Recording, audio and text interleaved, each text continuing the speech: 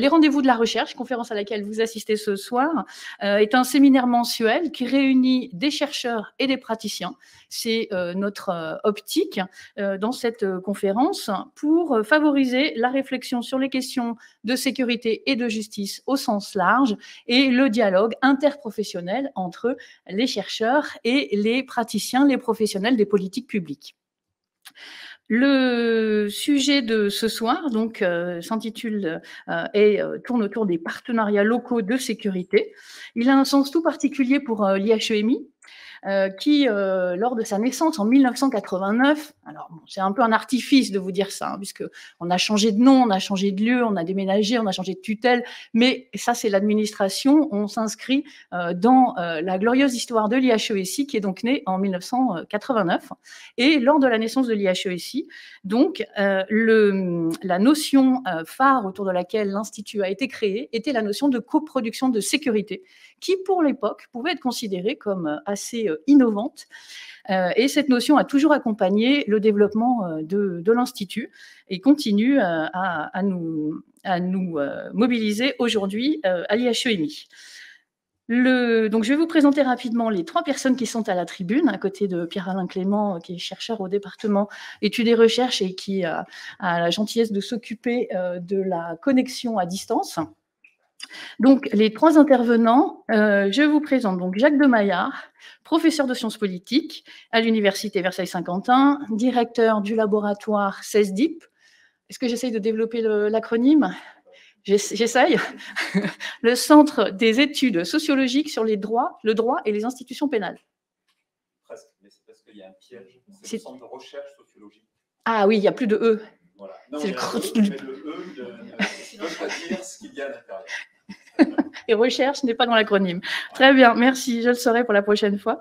Donc, à sa gauche, Valérie Icard, qui est docteur en sciences politiques, ingénieure de recherche au CESDIP, que nous avons le grand plaisir d'accueillir ce soir, qui a été une compagnonne du département études et recherches pendant le temps de la recherche dont Jacques et Valérie vont nous entretenir ce soir, et Angèle Abadi, qui pour nous est une connaissance nouvelle. Angèle Abadi, directrice du service sécurité-prévention de la mairie d'Aubervilliers. Je crois que vous connaissez l'école militaire. Voilà. Donc, merci à tous les 3. Quelques mots d'éléments de langage, hein, comme on dit. Donc, de nombreux dispositifs partenariaux croisent sécurité publique et prévention de la délinquance, ont été adoptés depuis le début des années 1980. On pense en particulier aux conseils locaux de sécurité et de prévention de la délinquance, hein, qui sont issus du rapport Bonne Maison de 1983, ou encore aux cellules de veille qui ont eu la faveur des années 2000, ou encore au groupe de partenariat opérationnel, le dernier né de ces dispositifs, qui s'est développé à l'occasion du lancement de la police de sécurité du quotidien. L'objectif affiché de ces différents dispositifs est toujours le même, permettre aux acteurs d'échanger et de mettre en place des actions conjointes. La multiplication de ces dispositifs montre cependant les difficultés de la tâche. Donc, ce sera le sujet de ce rendez-vous de la recherche qui s'intéresse à la façon dont les acteurs parviennent à coproduire ou non de l'action conjointe autour des questions de prévention et de sécurité au niveau local. Nous écouterons pour commencer donc Jacques de Maillard et Valérie Icard, auteurs d'un rapport pour l'Institut, pour l'IHEMI, intitulé « Les politiques de prévention de la délinquance et de sécurité publique, enjeux locaux et partenariats institutionnels ».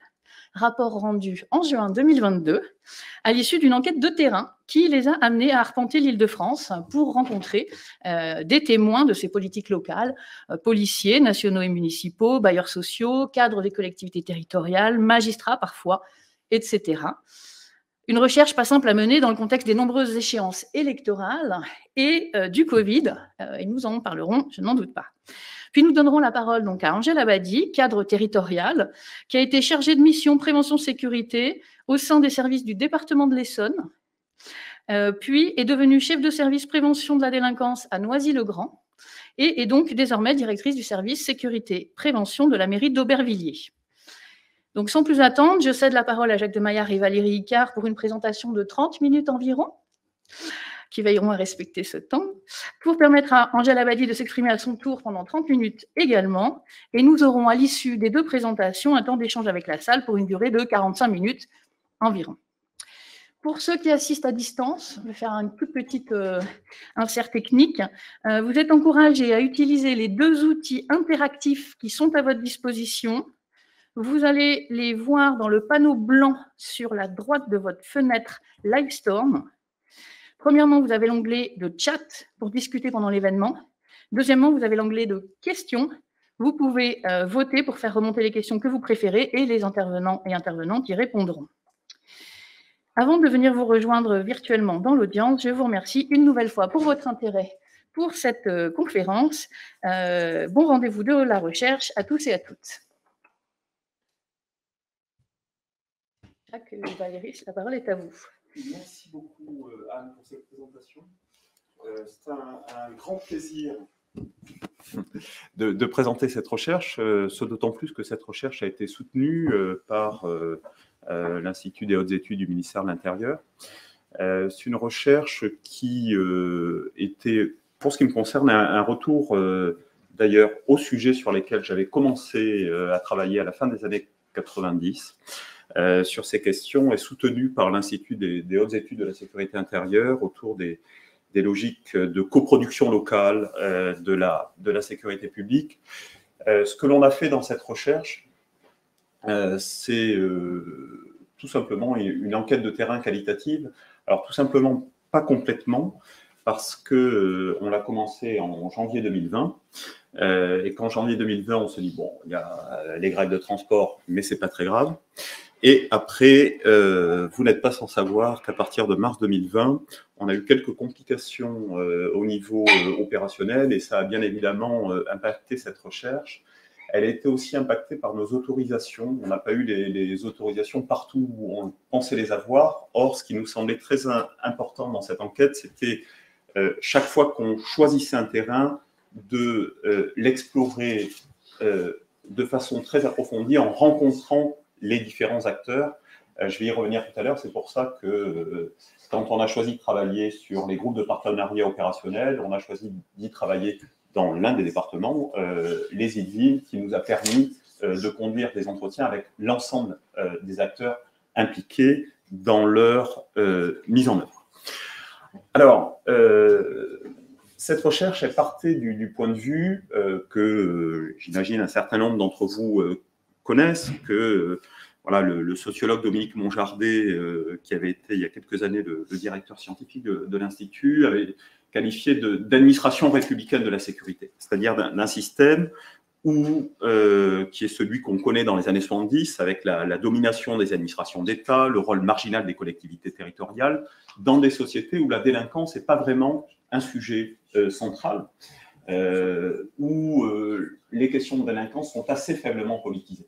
Et nous, on partait du constat qu'aujourd'hui, ce n'était plus le cas, que mobilisation des collectivités territoriales sur ces questions de sécurité, diffusion des outils contractuels ou de concertation, diffusion de nouveaux métiers, de l'intermédiation, donc tout ce qui est coordonnateur, chargé de mission, reconfigurer cette action publique locale en matière de sécurité. Et on voyait trois éléments, trois points de départ qu'on souhaitait interroger. Le premier, c'est l'élargissement du nombre des acteurs impliqués. La sécurité, au niveau local, n'est plus un monopole d'État.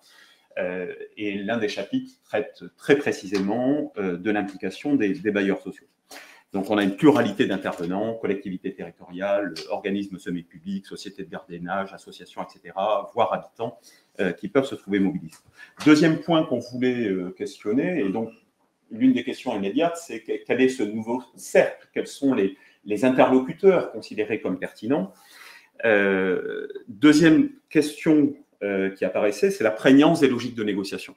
C'est-à-dire que maintenant, avec les CLSPD, on va y revenir, les GPO, les groupes de partenariat opérationnel, se sont diffusés, mais on pourrait parler des conventions police municipale, police nationale, toute une série d'instruments négociés beaucoup plus horizontaux entre les acteurs étatiques et les autres acteurs, accords cadres, conventions d'objectifs, et on voulait interroger cette extension de la logique de négociation. Est-ce que cette négociation est symétrique ou pas entre les différents acteurs? Et troisième dimension, les approches transversales qui visent à réunir prévention et sécurité, prévention et répression, dimension sanitaire et dimension répressive, etc.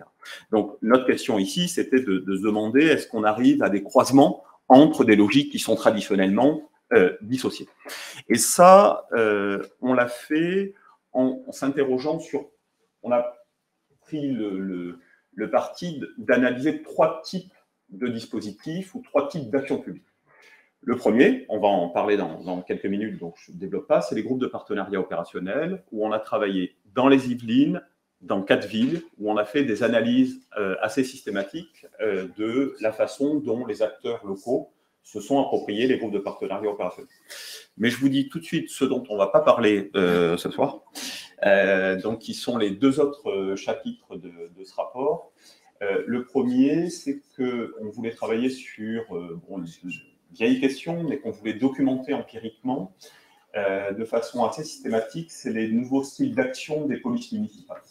Quelles sont les priorités des polices municipales, quels sont leurs niveaux d'armement, quelles sont les priorités politiques, les mandats organisationnels, et donc est-ce que l'on observe un déplacement dans un sens répressif des polices municipales? Et pour ça, on a gardé les 4 villes qu'on avait retenues dans les villes pour essayer de faire une analyse systématique de est-ce qu'on voit un déplacement des priorités, est-ce qu'on voit un déplacement de l'armement des polices municipales, et pour vous le dire, et est-ce qu'on voit une reconnaissance professionnelle accrue des polices municipales, type de relation avec la police nationale. Pour vous le dire de façon très courte, mais pour vous inviter à regarder le rapport pour plus d'informations, on note un déplacement dans un sens répressif, dans le sens où 2 des villes se sont dotées sur la période d'armement, ce qui n'était pas le cas au début de la période. On travaille sur la période qui va de 2014 à 2022, avec une logique d'interpellation qui a gagné de l'importance, mais avec beaucoup de modulation entre les villes, et des variations très importantes dans les relations entre police nationale et police municipale.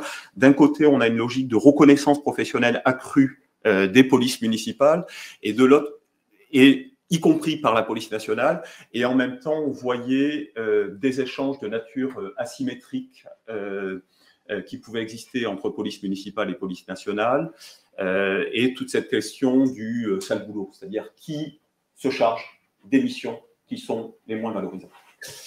Donc ça, c'est la première chose dont on ne va pas parler ce soir, mais si vous avez des questions, avec plaisir. Et la deuxième chose dont on ne va pas parler ce soir, puisqu'on va se centrer sur les groupes de partenariat opérationnel, c'est l'investissement des bailleurs sociaux dans les questions de sécurité. Ce sont des questions que d'autres collègues ont traitées. Notre collègue Virginie Malochet, qui a aussi travaillé sur les groupes de partenariat opérationnel, avait documenté avec une autre collègue cet investissement accru des bailleurs sociaux sur les questions de sécurité.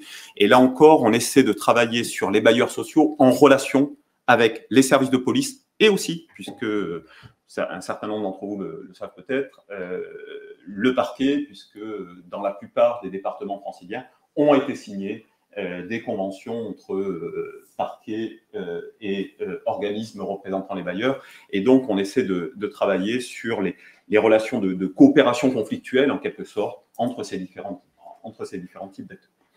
Donc voilà pour ce dont... alors pourquoi on n'en parle pas? Parce que voilà, le rapport fait 150 pages, et que si on commençait à parler de tous les sujets ce soir, on n'aurait pas le temps de les approfondir. Donc le choix que l'on a fait, c'est d'évoquer un type de dispositif spécifique qui a l'avantage d'être original, puisqu'en fait il est créé entre 2018 et 2019, que sont les groupes de partenariat opérationnel. Et initialement, peut-être qu'un certain nombre d'entre vous travaillaient sur le territoire de la préfecture de police de Paris, mais initialement, c'est un dispositif qui est uniquement direction centrale de la sécurité publique, et pour lequel il nous a fallu travailler sur les départements de grande couronne. Alors, pourquoi il est intéressant, le dispositif des GPO? D'un côté, il s'inscrit dans quelque chose que l'on connaît pour beaucoup d'entre nous depuis très longtemps, c'est tous ces dispositifs partagés, d'interprétation des problèmes, de mise en commun des moyens, et donc vous avez tous les mots-clés hein, quand vous lisez l'instruction qui met en œuvre et définit les GPO, hein, lieu de contact, d'échange d'informations, définition collective des solutions concrètes à apporter aux problèmes révélés, évaluation collégiale de leur efficacité avec les représentants de la population et des partenaires.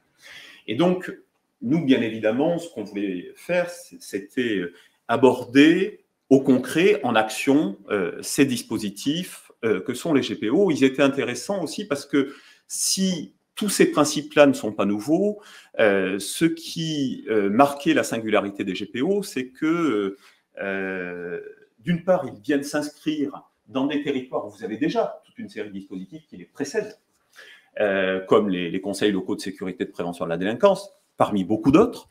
Donc, comment ils vont s'ajuster, s'articuler avec ce qui existe déjà, et avec une question qui vient immédiatement, c'est que autant les CLSPD sont présidés par le maire, autant les GPO sont animés par un représentant de la police nationale. Et donc, ça posait bien évidemment tout de suite la question de est-ce que les GPO signent ou pas, ou dans quelle mesure, un retour de l'État. Et donc, on avait deux questions qui étaient immédiatement posées.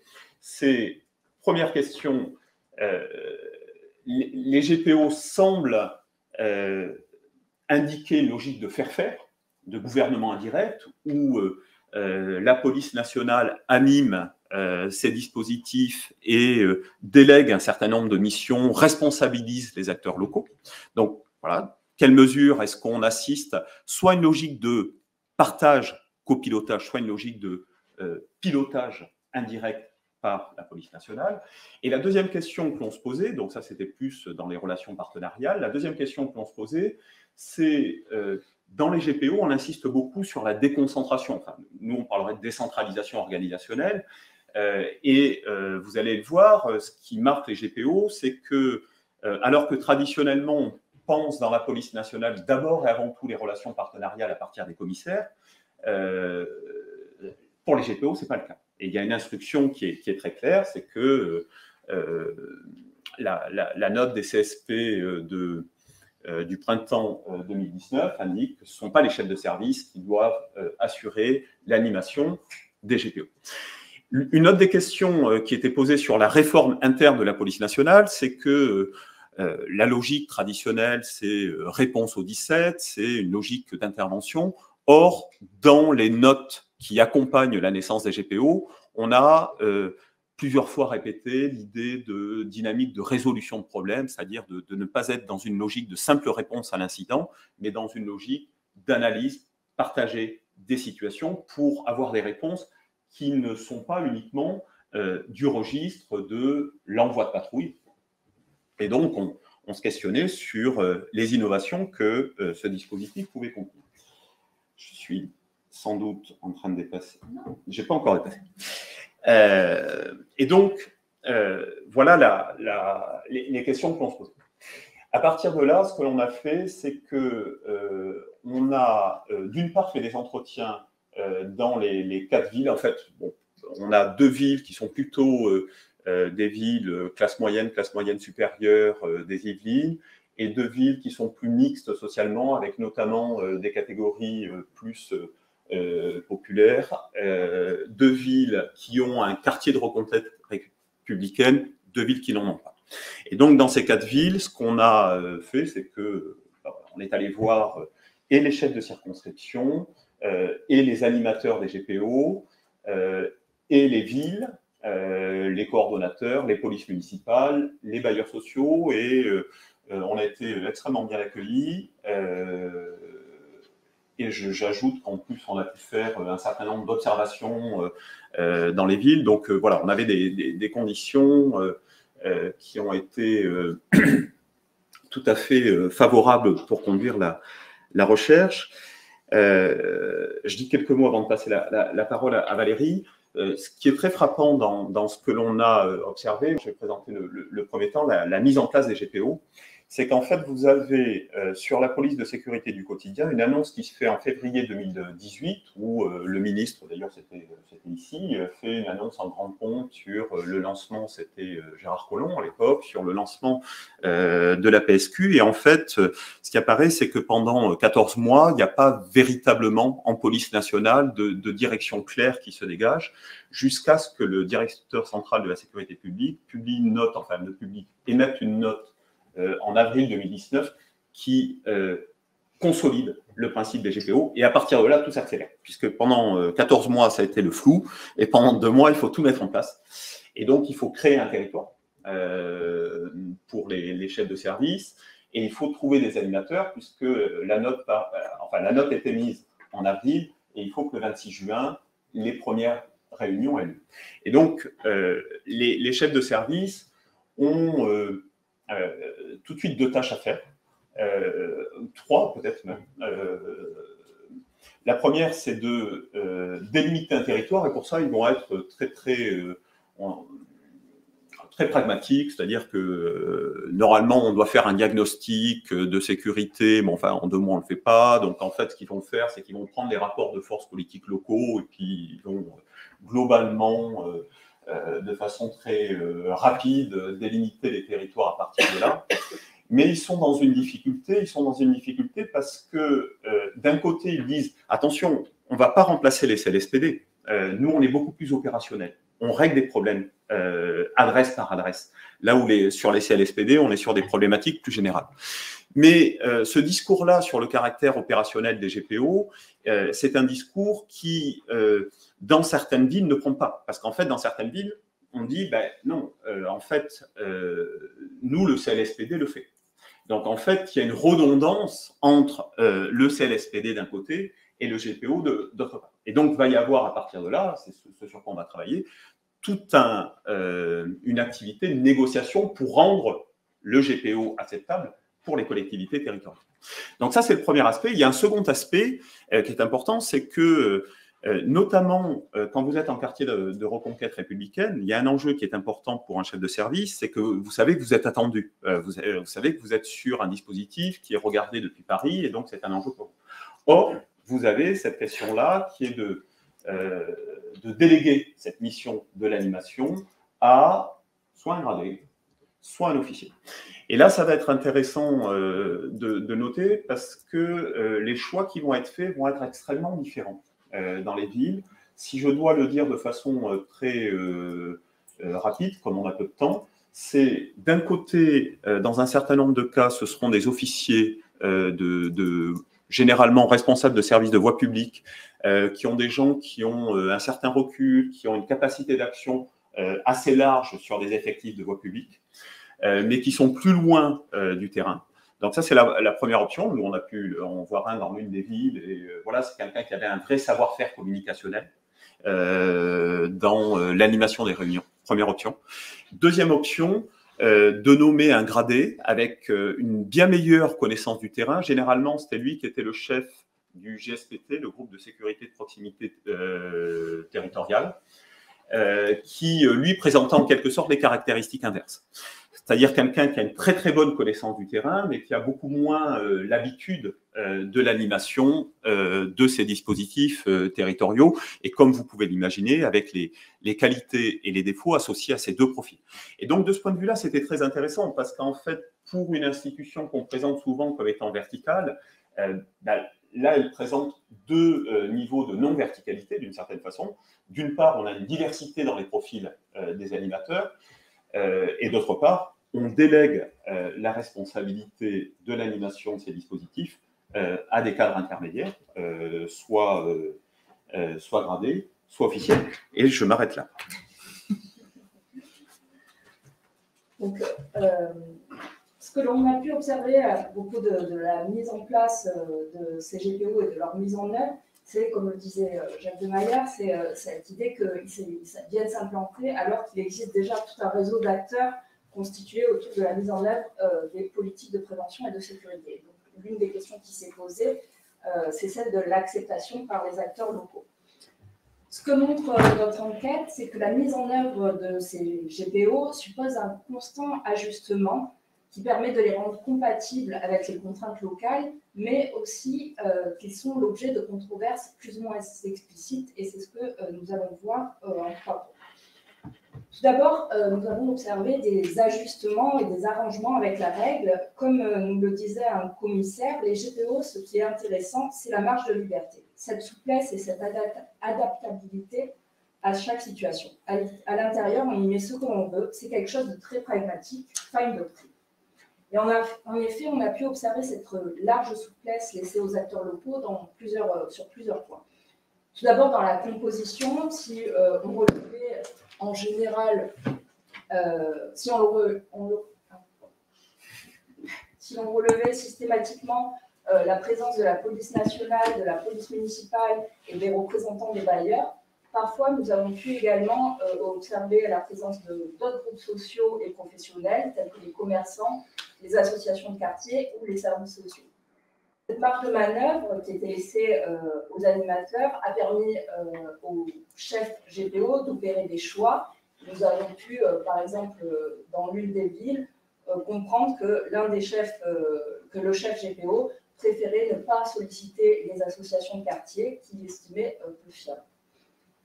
Cette souplesse dans l'organisation et la mise en œuvre des GPO, on la retrouve dans la façon de mener les réunions. Jacques en parlait tout à l'heure à propos des profils des chefs GPO. Et effectivement, ces profils différents impliquent des façons d'animer assez différenciées. Pour une même ville qui comprenait 2 GPO, nous avons pu observer dans un cas des GPO qui étaient des réunions assez longues avec une forte dimension pédagogique et une dimension de communication sur ce que peut la police, que fait la police et quels sont les moyens de la police, tandis que dans une autre réunion menée par un autre chef GPO, on était avant tout centré sur une logique très opérationnelle et sur des réunions courtes. Cette flexibilité, nous la retrouvons dans le choix des problématiques et la question des stupéfiants est une illustration à cet égard. Si dans certains GPO, les stupéfiants n'étaient pas abordés par choix, dans d'autres, ils l'étaient assez fréquemment. Et ce choix, d'ailleurs, des thématiques n'était pas unilatéralement décidé par la police nationale, mais pouvait parfois être induit par des thématiques choisies par la police municipale. Donc on voit là que les thématiques également sont assez larges et n'étaient pas cantonnées à un certain domaine d'action. Les logiques de coproduction qui traversent ces dispositifs, ces GPO, sont également illustrées par la façon dont est opéré l'échange et le partage d'informations. En effet, l'un des ressorts des GPO est le partage de l'information. Pour autant, de ce que nous avons pu observer, l'échange n'apparaît pas toujours d'une grande fluidité. Et dans certains GPO auxquels nous avons assisté ou qui nous ont été relatés, des acteurs peuvent être réticents à exposer des situations problématiques devant d'autres acteurs avec toute la question de l'enjeu réputationnel derrière. Cette question des obstacles également à l'échange des informations se trouvait posée de manière particulièrement prégnante dans les échanges d'informations nominatives. En principe, les informations nominatives doivent s'opérer dans des réunions spécifiques avec une charte de confidentialité. Pour autant, de ce que l'on a pu observer, de nombreux échanges se déroulant dans les GPO s'affranchissaient de cette règle, ce qui n'était pas sans faire l'objet de critiques vives par certains des partenaires. Ce qui se joue ici, ce sont des conceptions professionnelles et un rapport aux règles de droit qui sont différenciées. Quand certains vont avancer au nom du pragmatisme, l'idée que donner des noms permet d'avancer plus vite et de mieux résoudre les problèmes, d'autres vont opposer une conception plus soucieuse des droits individuels, insistant sur la diversité des partenaires autour de la table et sur les risques de mésusage des informations échangées. Enfin, pour illustrer ces GPO en action, leur mise en œuvre, il est intéressant de considérer les stratégies de responsabilisation et de donnant-donnant que l'on a pu observer à partir de l'exemple des bailleurs sociaux. En effet, les bailleurs sociaux sont présents dans la quasi-totalité des réunions GPO, mais surtout bailleurs sociaux et police sont dans une position de dépendance mutuelle. Réponse aux problèmes d'insécurité sur leur territoire pour les premiers et besoin d'information et des moyens d'action des bailleurs pour la seconde. Ce que l'on a observé, ce sont deux registres qui sont mobilisés. D'un côté, une logique de responsabilisation où la police dit que faites-vous pour votre propre sécurisation aux bailleurs, et d'un autre côté, l'appui policier par l'envoi de patrouilles, la réalisation de contrôles, voire du travail d'enquête. Plusieurs opérations illustrent cette logique d'engagement réciproque, envoi de patrouilles de la part de la police et mise en place de dispositifs de prévention situationnelle de la part des bailleurs. Cependant, ces partenariats et ces logiques d'engagement réciproque recèlent des tensions et des logiques contradictoires qui renvoient notamment à deux dimensions. La première est celle des différentes temporalités d'action des acteurs, puisque les opérations de réaménagement du bailleur peuvent s'inscrire dans la durée, tandis que certaines opérations, inversement, peuvent être décidées immédiatement. Et inversement, alors qu'un bailleur peut avoir installé des caméras, certaines des opérations d'investigation conduites par la police peuvent s'inscrire dans une logique, dans une temporalité plus longue. Ce que l'on a observé, c'est que ces décalages vont pouvoir susciter des impatiences des deux côtés, et dans les deux cas, ce qui transparaît, c'est une question de confiance entre les différents acteurs qui est centrale, la coopération étant mise à l'épreuve à travers ces dispositifs partenariaux. Par ailleurs, la logique de donnant-donnant suppose une réciprocité que l'on ne retrouve pas toujours dans les moyens déployés par les bailleurs. Cela dépend évidemment des ressources disponibles des bailleurs, mais également des projets qu'ils nourrissent pour certaines résidences. Et l'enjeu est alors la question de l'implication de la police si un bailleur ne fait rien, entre guillemets. On observe alors une distribution des moyens à la carte en fonction de la qualité des partenariats et de l'implication des bailleurs, telle qu'appréciée par les cadres policiers.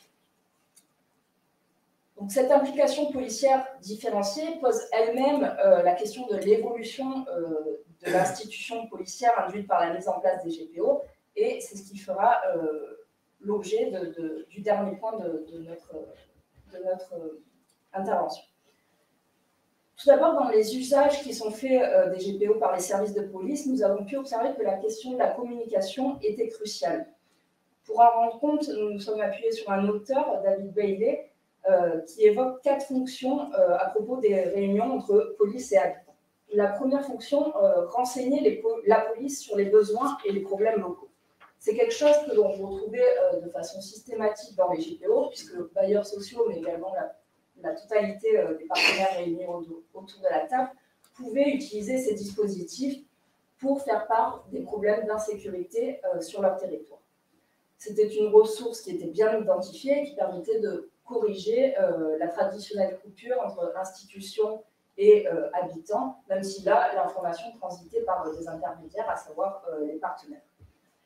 La deuxième fonction, aider la police à mobiliser la population et l'informer des contraintes liées à son travail, est celle que nous considérons la plus importante au sein de ces GPO. En effet, les GPO constituent souvent une tribune pour demander aux différents partenaires de communiquer des informations aux services de police. Et ceci était illustré par la question du 17, du numéro 17, qui revenait de façon très récurrente, puisque de ce que l'on a pu observer des entretiens, des échanges que l'on a eu en entretien, il ressort que les échanges dans le cadre des GPO révèlent que la police n'est pas souvent, ou pas tout le temps en tout cas, informée d'un certain nombre d'incidents. Le travail des représentants de la police nationale, dans ce cadre, consiste alors à convaincre les partenaires en les rassurant sur le savoir-faire des opérateurs pour anonymiser les demandes. Mais si les représentants de la police nationale encouragent à faire le 17 dans ces GPO, ils soulignent également les capacités de réponse limitées des services de police et donc le risque que ces appels ne soient pas satisfaits. Et donc là, on voit toute une stratégie de communication un peu ambivalente où à la fois il y a un appel, une incitation à appeler le 17, tout en soulignant que les appels ne peuvent pas être systématiquement traités. Les troisième et quatrième fonctions très identifiées par Bailey, à savoir la critique vis-à-vis des modes d'action, des modes de travail policiers et le retour sur les interventions de la police, sont beaucoup moins présentes dans ces GPO. En revanche, nous avons pu identifier une 5e dimension qui se rajoute aux 4 catégories de BD, nettement plus symbolique, à savoir l'idée que les représentants de la police nationale utilisent ces GPO comme une tribune pour valoriser les réussites de l'action de la police nationale auprès des partenaires. Dans le même esprit, nous avons pu observer que ces réunions sont l'occasion de félicitations mutuelles qui permettent de renforcer les solidarités à l'intérieur du groupe en mettant en valeur les opérations réussies. En creux, il apparaît que les habitants ordinaires, entre guillemets, sont assez rarement sollicités dans les GPO. Nous avons eu une seule association dans un GPO qui était les Louvageois vigilants.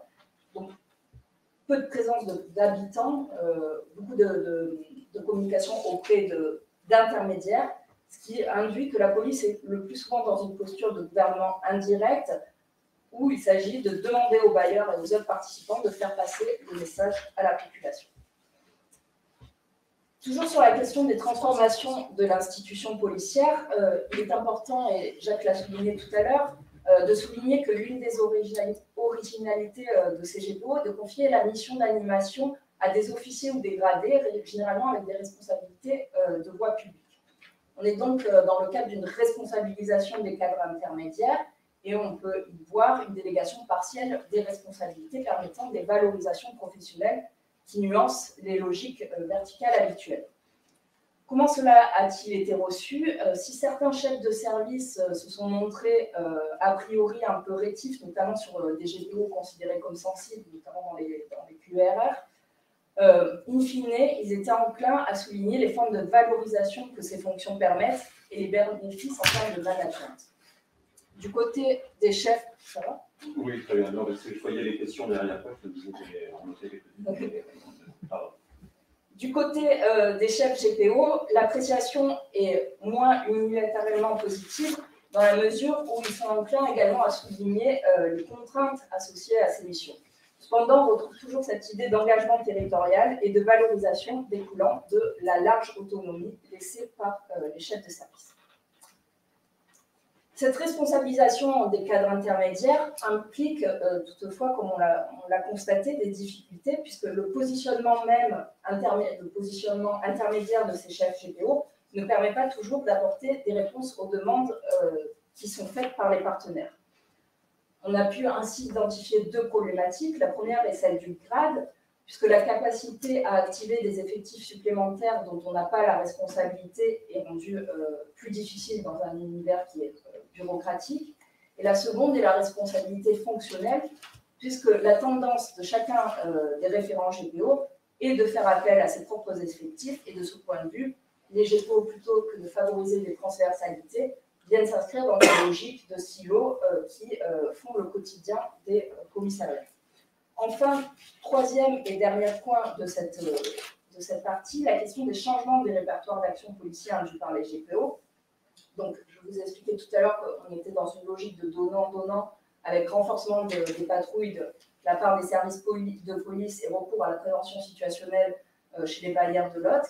Et c'est l'un des constats majeurs qui ressort. Pour l'essentiel, la ressource principale associée au GPO est l'envoi d'équipages ciblés.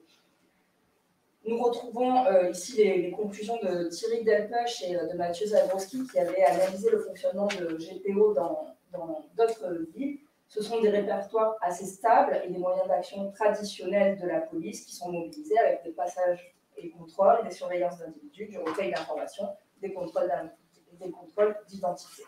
Donc, les solutions proposées reposent avant tout sur les unités de voie publique et exceptionnellement sur les services judiciaires. Je fais une conclusion en 1 minute. Donc, on peut tirer plusieurs leçons de l'analyse de la mise en œuvre de ces GPO. La première, même si on est passé assez rapidement, c'est que malgré les réserves que ces dispositifs avaient pu susciter, notamment de la part des collectivités territoriales, après 2 ans et demi, les tensions se sont réduites et les GPO sont globalement acceptés par les partenaires. Tout d'abord parce que les collectivités territoriales ont été contraintes de s'adapter à cette nouvelle donne en aménageant leurs dispositifs. Ensuite, parce que les représentants de la police nationale ont eux-mêmes fait preuve d'adaptation pour acclimater localement ces dispositifs. Enfin, parce que ces GPO ont répondu à des attentes en matière de résolution de problèmes dans la gestion des espaces publics auxquels les dispositifs existants ne répondaient pas pleinement. Le deuxième résultat concerne la nature des relations au sein de ces GPO. L'une de nos hypothèses de départ était que les GPO étaient un outil pour prendre la main dans les partenariats locaux. Pour autant, ce que l'on observe est beaucoup plus complexe et à nuancer, puisque la dynamique même de ces réunions est plus horizontale que ce qui pouvait sembler a priori. Plus qu'une responsabilisation par la police nationale, nous observons davantage une logique d'échange et de donnant-donnant. Le troisième constat tient au caractère peu conflictuel de ces réunions. Ceci procède de la nature, du type de partenariat réuni autour de la table qui partage une certaine conception de la sécurité et de la prévention de la délinquance. Cependant, cette faible conflictualité relève aussi du fait que les divergences ne s'affichent pas nécessairement et des oppositions tacites peuvent apparaître en filigrane. Enfin, dernier point, notre analyse souligne les transformations limitées de l'institution policière que les GPO induisent, avec la question de la redéfinition des responsabilités internes et le type de réponse promues. Merci beaucoup pour votre attention et je l'ai pas fait au début parce qu'on était dans le... Merci beaucoup à Anne, à Claire et à Monsieur le Préfet pour l'invitation à ces rendez-vous de la recherche. Et pour le soutien à cette recherche. Et pour le soutien à cette recherche. Merci à vous. Angela Badi, vous voulez ça parler? Donc c'est à moi. Bonsoir. Moi, je vais vous parler un petit peu d'une analyse personnelle d'un dispositif que j'ai eu à apporter lorsque j'étais donc chef du service prévention de la délinquance à la ville de Noisy-le-Grand. Donc c'était sur une période bien particulière, sur un territoire bien particulier, qui n'a pas forcément vocation à être généralisé. Et il est très probable que les personnes qui étaient autour de la table avec moi n'aient pas du tout la même analyse que moi à ce moment-là. Je tiens à le préciser parce que c'est important et c'est tout le rôle du Coordo aussi de prendre en compte les différents points de vue autour de la table. Du coup, pour commencer, je vais vous parler un petit peu des GPO pour assurer la transition entre les deux interventions. Moi, les GPO, je ne les ai pas connus à Noisy-le-Grand, il n'y en avait pas. Je les ai découverts lorsque je suis arrivée à Aubervilliers comme directrice sécurité prévention, donc il y a un petit peu moins de 6 mois. Ce que j'ai découvert, c'est que donc, la méthodologie qui était mobilisée sur ces GPO, c'était la méthodologie en résolution de problèmes. C'est une méthodologie dont j'avais entendu parler, qu'on avait évoquée sur la mise en place du groupe Bayer, mais je vous en parlerai après, qui a été plus ou moins difficile à mettre en place sur le groupe Bayer, mais que là, j'ai vu effectivement mise en œuvre et extrêmement efficace. Donc, le dispositif était porté par la police nationale, dès lors qu'ils ont été sollicités par les habitants. C'est le choix qui est fait dans ce commissariat. Donc, ils sont sollicités par les habitants sur une problématique qui est bien spécifique, sur un territoire bien spécifique. On ne parle pas d'un quartier en entier, c'est tout le sujet. La police nationale va réaliser un premier diagnostic pour dégager des problématiques qu'on peut résoudre. Et ils sont invités donc tous les acteurs qui vont pouvoir participer à la résolution de ces problèmes. Ça peut être la direction de l'habitat, ça peut être les services voirie, ça peut être les services jeunesse. Ça dépendra effectivement des problématiques qui seront évoquées. Et l'idée, c'est que donc, sur une réunion qui est plutôt courte, donc c'est ce dont vous parliez, le type de format de réunion, là c'était plutôt court, chaque acteur part en sachant exactement ce qu'il va devoir faire pour la prochaine réunion et pour pouvoir concourir à la résolution de ces problèmes. Les habitants étaient présents, donc il y a aussi effectivement une stratégie de communication aussi. Finalement, donc on cale la réunion qui suit et on a réussi à clôturer le GPO puisque les problématiques ont été résolues en articulant l'ensemble des acteurs. Et c'était quand même hyper efficace. Donc, effectivement, avec un peu de recul, c'est un petit peu ce que je me suis posé comme question, c'est de savoir si cette méthodologie-là pouvait s'appliquer à travers le CLSPD, donc le Conseil local de sécurité et de prévention de la délinquance, et si à travers le groupe Bayer à Noisy-le-Grand, ce n'était pas ceux qui avaient manqué. Bon, je n'ai pas forcément la réponse, mais en tout cas, c'est une question que je me suis posée récemment et que l'intervention a été obligée à re-questionner. Pour le CLSPD, donc juste pour expliquer un petit peu comment ça fonctionne, parce que je pense que tout le monde ne sait pas nécessairement. Le CLSPD est donc une instance partenariale qui est présidée par le maire, le préfet et le procureur de la République. Tous les ans, ils se réunissent pour évaluer ou présenter dans un premier temps un diagnostic et une stratégie, puis par la suite, les années qui suivent, évaluer cette stratégie. Cette stratégie, elle se décompose en 3 axes de travail. donc, qui sont définis au niveau national. Globalement, la prévention de la délinquance chez les jeunes, tout ce qui va être lutte et prévention des violences intrafamiliales, sexuelles et sexistes, et le troisième axe qui est plutôt sur la tranquillité publique. Dans le CLSPD, on peut échanger 2 types d'informations, soit des informations à caractère général, soit des informations à caractère confidentiel. Et c'est selon le type d'information qu'on veut échanger que les modalités de la réunion vont changer. Et ça, c'est tout le rôle du coordo aussi, c'est d'arriver à trouver quelles vont être les bonnes modalités de réunion pour les problèmes qui sont posés. Donc à Noisy-le-Grand, on avait, et puis dans le 93 de manière générale, on a donc généralement les cellules de suivi individualisées des mineurs, donc qui traitent des situations individuelles des mineurs, et les groupes de travail bailleurs, qui sont le dispositif dont je vais parler juste après. Le groupe de travail bailleur, donc c'est un dispositif que je pensais spécifique à la Seine-Saint-Denis, mais apparemment pas. D'autres conventions ont été signées en Île-de-France. La convention, donc, elle était à l'initiative de la préfecture, du parquet et de la ORIF, qui est donc l'agence qui réunit les différents bailleurs sociaux.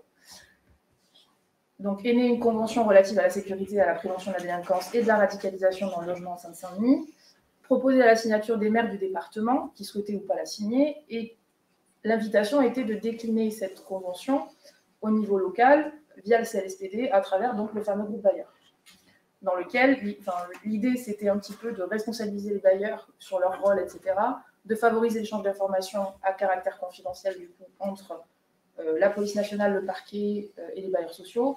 L'idée étant d'aider les bailleurs sociaux à monter des dossiers de demande de rupture de bail pour trouble de jouissance.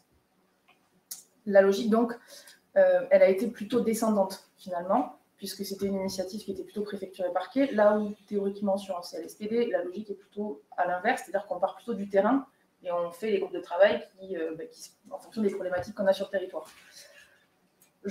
Sur la mise en œuvre au niveau du département, ça a été plutôt disparate sur les différentes villes. Pourquoi ? Parce que généralement, les différentes villes avaient des CLSPD qui dataient de plusieurs années, avec des cellules de veille. Donc, cellules de veille, c'est plutôt de l'échange d'informations à caractère général, du type point d'ambiance sur le quartier, etc. Et là, finalement, on a un peu demandé aux coordos de revoir leur copie, d'ajouter une autre réunion supplémentaire, etc. Donc, ça a été plus ou moins bien accueilli, je pense, en tout cas, de ce que moi j'ai vu sur les différentes villes. Sur le territoire sur lequel donc, j'ai dû intervenir, c'est important de préciser quelques éléments. Pourquoi ? Parce que donc, Noisy-le-Grand, le contexte, c'est que j'arrive en 2019 sur le poste, le CLSPD n'existe pas. Donc, obligé de créer, en tout cas, j'arrive pour créer un CLSPD. CLSPD, dès lors qu'on le crée, on est censé faire un diagnostic local de sécurité, le présenter lors du CLSPD plénier et le faire valider et approuver donc, par les différents membres du CLSPD. Sauf que, comme vous, fin 2019, période de réserve électorale, donc pas de CLSPD plénier. Et puis après, on a enchaîné avec le Covid. Donc, pas de stratégie présentée, donc difficile de mettre en place des groupes de travail très larges, etc., mobiliser des acteurs pour mettre en place des actions qui ne sont pas forcément validées, en tout cas ni approuvées dans notre stratégie.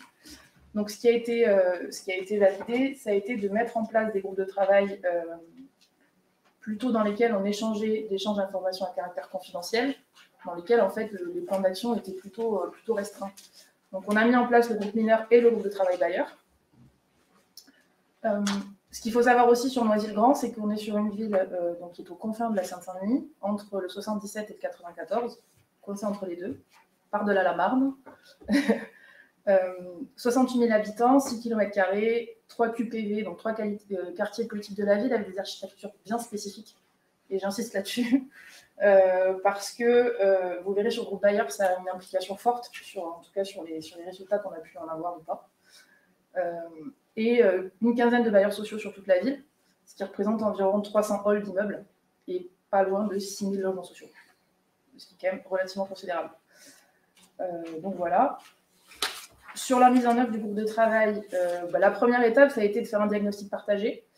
Donc à ce moment-là, la préfecture, la ORIF et le parquet n'avaient pas forcément fait un tableau départemental. Donc ça, le tableau, c'est moi qui l'ai fait. Donc j'ai récupéré les informations comme j'ai pu à travers les différents services de la ville. Donc, dans le tableau, on avait le bailleur, l'adresse du hall, le secteur, est-ce qu'il s'agissait d'une copro mixte ou pas, ça aussi vous verrez pourquoi c'est important par la suite, le nombre de logements, le nombre de halls, est-ce qu'on avait un parking ou pas, est-ce qu'on avait de la vidéo, la classification du site, donc là pareil, pas d'infos, c'était niveau 1 à 4, alors en fonction de ce qui que les gens ressentaient ou pas. Le second tableau n'existait pas encore. Et donc, j'ai envoyé le tableau à tous les bailleurs sociaux. Une fois que je l'ai récupéré, j'ai envoyé à la police nationale et la police municipale pour qu'on croise les données et qu'on confronte les points de vue. La première réunion, ça n'a pas été triste, puisqu'on a des bailleurs sociaux qui nous ont mis des halls d'immeubles en niveau 4 et la police nationale qui les a placés en niveau 2.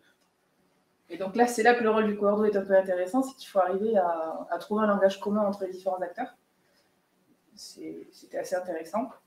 Par chance est apparu le second tableau, qui a permis un petit peu d'évaluer les problématiques et de les objectiver un petit peu plus avec des indicateurs plus précis. Il est apparu aussi parce que je pense qu'au niveau de la préfecture, ils voulaient avoir une lecture qui soit la même sur tout le département. C'est là aussi que c'était intéressant pour eux de pouvoir comparer les différents halls d'immeubles et les différentes villes. Donc on a réussi finalement à parler la même langue et à essayer de résoudre les problématiques qui étaient présentes. Sur la mise en œuvre, une fois qu'on a fait des diagnostics communs, l'idée c'était d'identifier les logements où les individus posaient problème pour voir quelles étaient les procédures que les bailleurs sociaux avaient pu mettre en place en interne, que ce soit des rappels au règlement intérieur, des choses comme ça, pour qu'ensuite les jugements définitifs puissent leur être transmis, des éléments de contexte également par les services de police, pour pouvoir appuyer la demande de rupture de bail pour trouble de jouissance.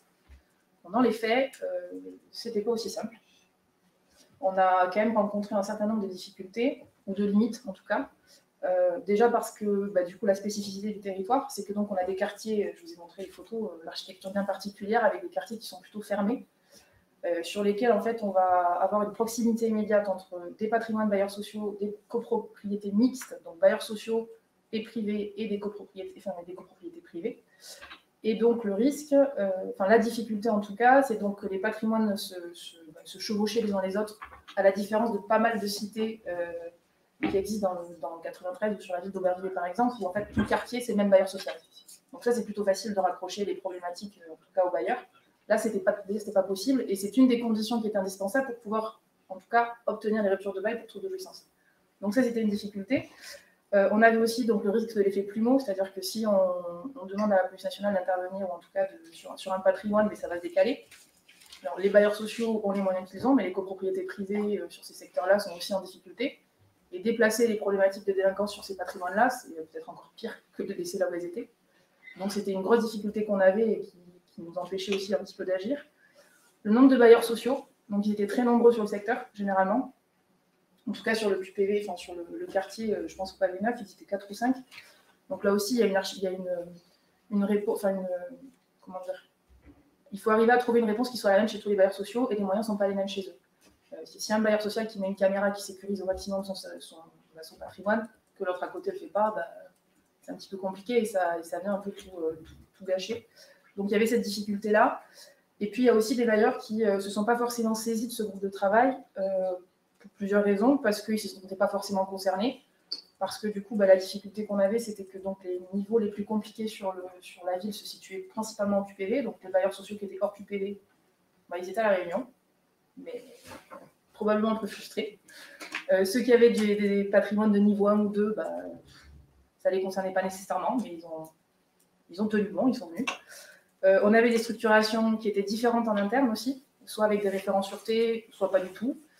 Des référents sûreté qui étaient régionaux, donc là ils étaient plutôt présents et plutôt au point sur ces procédures-là, d'autres qui étaient au niveau national.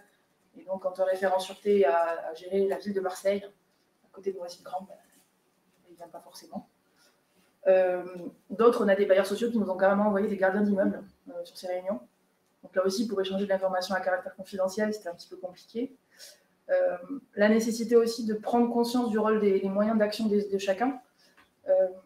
Comme on a des objectifs à atteindre et que ça prend du temps, notamment le temps de la justice, si les policiers nationaux n'ont pas d'informations en amont sur les problématiques que les bailleurs sociaux ont dans leur hall, les éléments de contexte, on ne les aura pas. Donc ça ne permettra pas. Et puis si les bailleurs sociaux ne font pas leur procédure en interne, on ne pourra jamais atteindre l'étape 3 qui est le montage du dossier.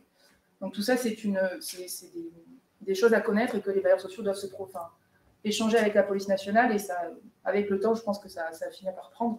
Mais je suis partie avant. Donc, Et ensuite, effectivement, donc, la disparité des problématiques sur le territoire, avec des bailleurs sociaux qui finalement avaient pas mal de problématiques aussi qui relevaient davantage de la gestion urbaine de proximité que de véritablement des problématiques de famille à expulser parce qu'il y avait des véritables troubles de jouissance. Et parmi les solutions, enfin en tout cas les réflexions que j'ai pu avoir sur le territoire, c'était par exemple de cumuler, de créer une cellule de veille en plus du groupe de travail bailleur. Sauf que cette cellule de veille cumulée, enfin je pensais la cumuler avec la GUP, qui était la gestion urbaine de proximité, mais c'est une politique publique qui se limite au quartier politique de la ville. Donc ça veut dire qu'est-ce qu'on fait des autres bailleurs sociaux. En même temps, il n'y avait pas de chargé de mission, donc c'était un risque aussi de confusion entre les différentes politiques publiques. Donc ça a été un petit peu, en tout cas un questionnement aussi qui a eu lieu, qui ne s'est pas fait. Parce que le Covid, etc., on fait que, mais en tout cas, il y avait cette question aussi de rattacher à la GUP cette politique publique.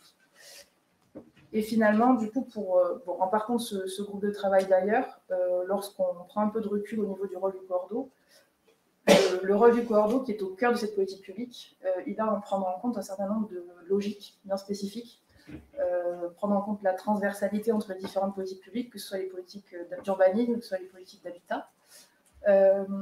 Comment créer du lien entre ces différentes politiques publiques et comment ne pas... Parce que, par exemple, les bailleurs sociaux sont sursollicités par plein d'acteurs sur le territoire, que ce soit les directions de l'habitat et du logement, l'urbanisme, l'hygiène, enfin, j'en passe, les politiques de politique de la ville. Et en même temps, il faut arriver donc, sur ce groupe, à ne pas être à contradiction avec ces différentes politiques publiques. Donc le rôle du Cordo, c'est aussi ça, c'est d'essayer de naviguer un petit peu à vue et de créer du lien et du lien, tout en essayant de réussir à mobiliser les acteurs sur le temps long, parce qu'à un moment donné, si ça ne les intéresse pas, ils ne viennent plus.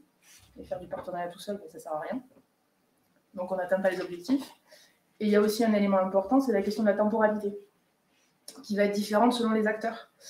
Je pense notamment, par exemple, au temps politique à l'échelle d'une commune, avec les élections, etc., au temps du bailleur social qui n'est pas le même, au temps de la justice qui est encore moins le même, au temps également de tout ce qui va être à la mise à l'âge, des phénomènes de mise à l'agenda de certaines thématiques, avec des thématiques qui sont financées ou pas, pour sortir de la question du groupe bailleur, mais par exemple, il y a des villes qui travaillent beaucoup, en tout cas qui n'ont pas forcément les moyens de financer des actions, qui basent beaucoup leurs projets sur les appels à projets. Dès lors que les orientations des subventions changent, tous les projets donc changent nécessairement, en tout cas les orientations. Et on sait que c'est une politique qui est efficace sur le temps long. Et tous ces rebasculements, etc., finalement, font perdre un petit peu en efficacité. En tout cas, c'est en tout cas la sensation qu'on peut avoir. Et finalement, le rôle du Cordo, ça va être de s'adapter, de renouveler les outils pour essayer de mobiliser les acteurs. Donc peut-être, c'était la question des réunions plus ou moins longues. Une réunion de 2 heures, c'est pas toujours utile, donc il faut réussir à adapter. Peut-être la visio aussi, ça forcément avec le Covid, il a bien fallu, on n'a pas eu le choix. Avoir la faculté d'être pédagogue, c'est-à-dire d'expliquer le rôle de chacun, que ce soit sur un temps de réunion, mais même en off, d'expliquer les logiques aux uns et aux autres, de dire mais non, c'est pas comme ça, il ne voulait pas dire ça, etc. Favoriser les échanges, ça peut être des échanges informels aussi, tout bêtement, le café juste avant la réunion. Ça permet, c'est un temps qui est important parce que ça permet aussi de créer des liens entre des acteurs qui discutent pas forcément. Et ensuite, effectivement, mobiliser les acteurs et créer de la confiance